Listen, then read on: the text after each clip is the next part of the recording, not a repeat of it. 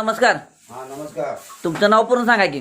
भगवान विष्णू पाटील, राहणार शिपेकरवाडी, तालुका करवीर, जिल्हा कोल्हापूर. जिल्हा कोल्हापूर. बरं, माझं बी नाव तुम्हाला प्रथम ओळख करून देतो. माझं नाव मच्छिंद्र शंकर पाटील, राहणार प्रयाचिखली, तालुका करवीर. हा ठीक आहे. हे लंपी काळात आणि लाडीच्या ह्याच्यात आपण गोकुळ दूध संघाला बी पुरवठा केलाय. बर.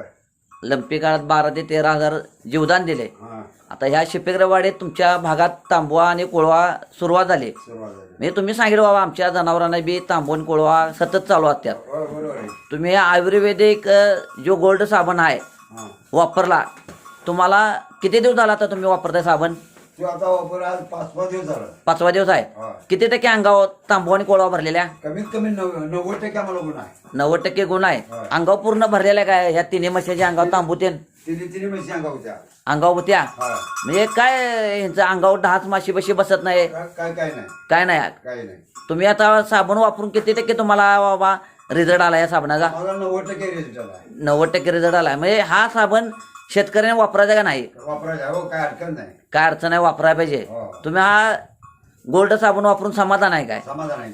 हो, तुम्ही एक 100 रुपयाला साबण घेतला, त्याचा फायदा 3 मशीन लावला. लावला की. म्हणजे चांगलं झालं का काय झालं साबण? चांगलं झालं. चांगलं झालं. म्हणजे शेतकऱ्याने हे साबण वापरायला काय अडचण अडचण नाही. नाही. चालतंय. नमस्कार. नमस्कार.